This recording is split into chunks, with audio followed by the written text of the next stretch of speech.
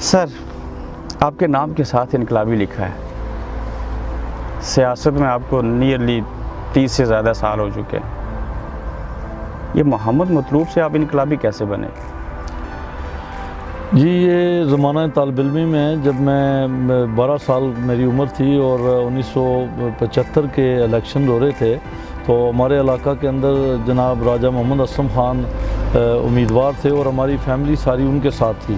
تو میں کم عمری میں ان کی گاڑی جو ہے اناؤنسمنٹ والی تھی اس پر اناؤنسمنٹ کیا کرتا تھا.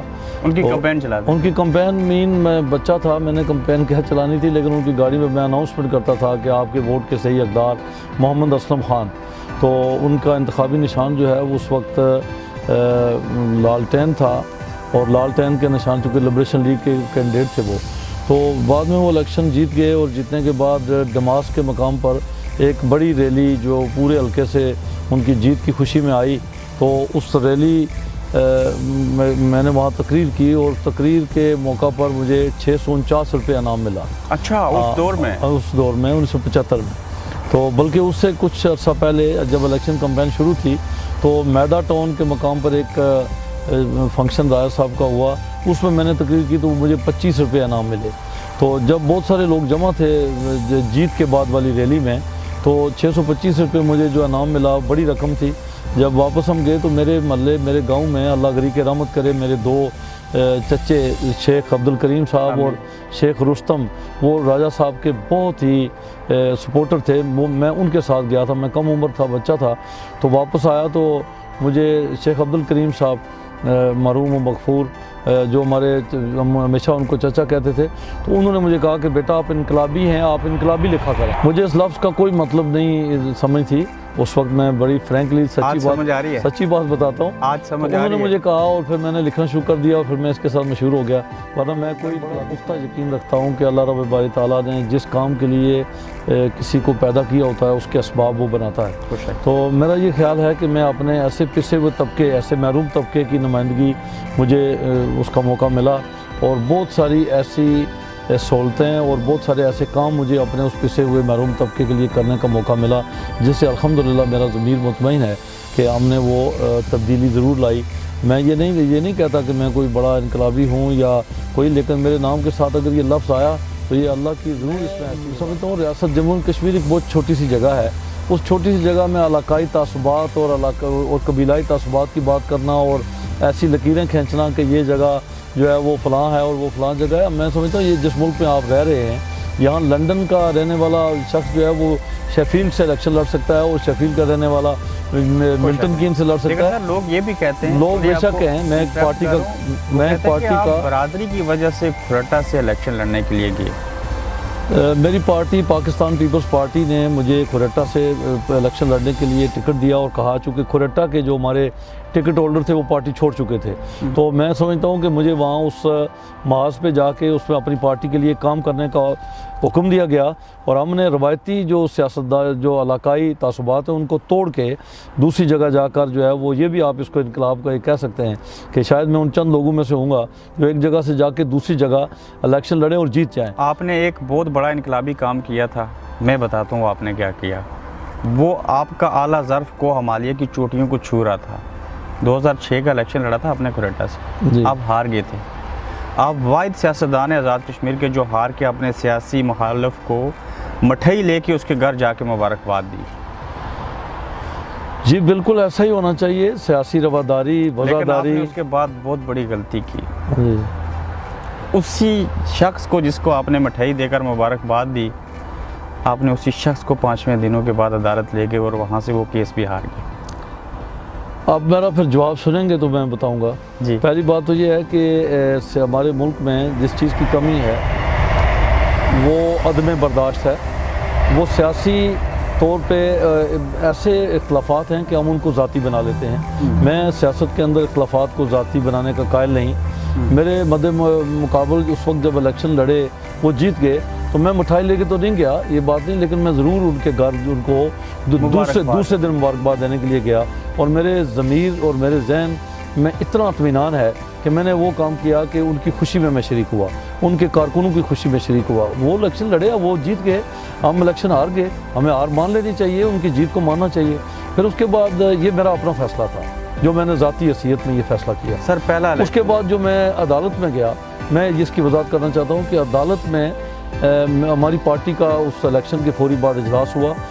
پاکستان پیپلز پارٹی نے تمام آزاد کشمیر کا جائزہ لیا الیکشن کا، اور یہ فیصلہ کیا کہ جہاں جہاں ریگنگ ہوئی، جو الیکشن کے اندر ان کو بے نقاب کیا جائے اور ریٹ کی جائے۔ تو وہ فیصلہ میری پارٹی کا تھا جس کو میں نے اوبے کیا۔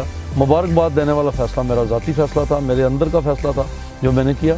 سر آپ نے چڑھوئی سے میرے حلقے سے پہلا الیکشن لڑا تھا ممتاز راٹھور صاحب کے دور میں۔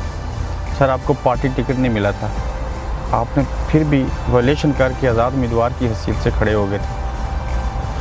دیکھیں، پہلی بات تو یہ ہے کہ چڑھوئی، کھورٹا، کوٹلی سارے حلقے ہمارے حلقے ہیں، ہمارے لوگ ہیں، ہم ایک ملک میں اکٹھے رہتے ہیں۔ ہم کوئی علاقائی اور قبیلائی تعصبات کو ہمیں کم کرنا چاہیے۔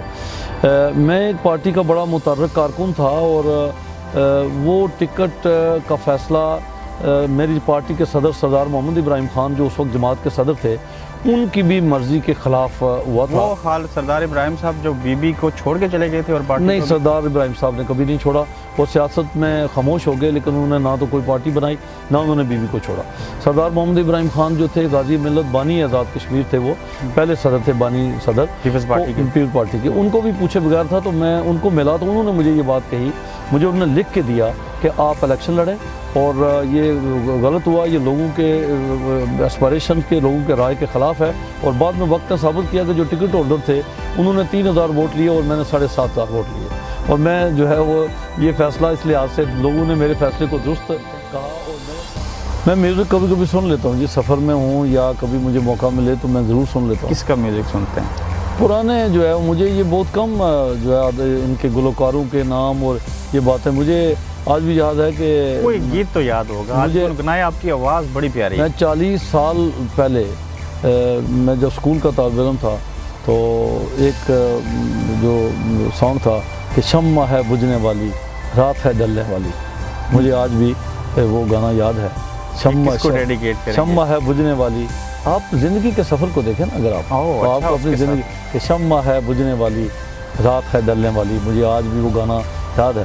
اور پھر اس کے بعد آواز دے کہاں ہے تو، آواز دے کہاں ہے تو یہ بھی مجھے بہت اچھے، میرے یہ پرانی جو ہے وہ باتیں بہت یاد۔ تو آپ کو ایک بات بتاؤں جی، میں پارٹی کا کارکن ہوں، جس طرح میں اکثر یہ کہتا رہتا ہوں کہ میں تو جو ہے وہ کمپنی کی بس کا ڈرائیور ہوں، مجھے تو کمپنی کی گاڑی چلانی ہے، مجھے جہاں کمپنی جو گاڑی دے گی میں اس کو چلاؤں گا۔ میں سیاست اپنی ذات کے لیے نہیں کرتا، نہ سیاست اپنی کسی اغراض و مقاصد کے لیے کرتا ہوں۔ میری سیاست کا محور اور مرکز جو ہے وہ پاکستان پیپلز پارٹی کا نظریہ، اس کا مشن، اس کا مقصد ہے۔ اور پھر ہماری پارٹی نے اتنی قربانیاں اس راستے میں دیں کہ جن قربانیوں کا احساس سے ادراک کرنے کے ساتھ ساتھ اس کا ہمیں دکھ اور غم بھی بہت ہے، تو لہذا ہمیں جہاں سے پارٹی کہے گی، جدھر سے پارٹی کہے گی، پارٹی کے لیے ہم کام کرنے والے ہیں۔ میری کوئی ذاتی چوائس نہ کل تھی نہ آج ہے۔ سر آپ کا رول ماڈل کون ہے اس سیاست کے اندر جس سے آپ انسپائر ہوئے، اس طرف آئے؟ ذوالفقار علی بھٹو کو میں بہت کم عمری میں، بھٹو شہید جو تھے جب 71 کی وار ہو رہی تھی، تو میں طالب علمی، میرے والد صاحب نے ایک ریڈیو جو ہے وہ کراچی سے وہ ریڈیو لائے، اور وہ ریڈیو پہ تقریریں ان کی میں سنتا رہتا تھا، ایک گھنٹے کی تقریر، 1.5 گھنٹے کی تقریر۔ تو بھٹو شہید کی شخصیت جو ہے اس سے میں اس کم عمری میں اتنا انسپائر ہوا کہ، اور پھر اس کے بعد غلام احمد رضا مرحوم جو تھے وہ ہمارے منسٹر بنے یہ 75 کے الیکشن میں، تو اس سے بھی جو ہے وہ آپ اگر کہہ لیں تو مجھے پولیٹیکل ایکٹیویٹی اگر کرنے کا موقع ملا تو وہ ہمیں راجہ محمد اسلم خان جو تھے ہمارے حلقہ انتخاب سے، وہ بہت ہی نفیس انسان تھے، بہت وفادار انسان تھے، باصول انسان تھے۔ تو یہ جو 3 شخصیات ہیں، کے ایچ خورشید صاحب کے ساتھ کام کیا، تو یہ ان چیزوں سے، اس سچویشن سے میں انسپائر ہوتا رہا۔ سیاست میں کیا پایا اور کیا کھویا، موازنہ کریں؟ میں ذاتی حیثیت میں سمجھتا ہوں کہ سیاست کے اندر انسان کو اپنی ذاتی زندگی کی بہت ساری قربانیاں دینی پڑتی ہیں، اپنی فیملی کو ٹائم اس کا بارج ہوتا ہے، بہت ساری چیزیں وہ ضرور، لیکن میں اللہ کا بہت شکر ادا کرتا ہوں دیر آئے درست ہے کہ سیاست نے مجھے بہت اچھے مواقع دیے کہ جس سے میں اپنے لوگوں کے لیے بہت سارے اچھائی کے، بھلائی کے کام کرنے کے قابل ہوا، جس میں جو میری ساری زندگی کا سرمایہ۔ یہ پوچھنا چاہوں گا کہ اس سیاست میں کیا پایا اور کیا کھویا، کتنی قربانیاں دی آپ نے؟ دیکھیں، ہم اپنی قربانیوں کا کیا تذکرہ کریں، جس پارٹی کو کے اندر ہیں اس کی قیادت نے اتنی قربانیاں دیں کہ ان کی قربانیاں انہوں نے اپنی جان سے وہ گزر گئے، پورا بھٹو خاندان۔ تو لہٰذا ہماری قربانیاں کس کھاتے میں آتی ہیں کہ ہم یہ کہیں کہ ہم نے بڑی قربانیاں دیں؟ ہم نے تو ان کے نام پر سیاست کی، ان کے نام پر ووٹ لیے، عہدے لیے، اقتدار میں گئے، لوگوں کے لیے کام کیے، ہمیں تو کوئی نہ کوئی اس کے لیے سہولتیں ہی ملی، قربانیاں تو ہماری۔ آپ نے کہا پارٹی جہاں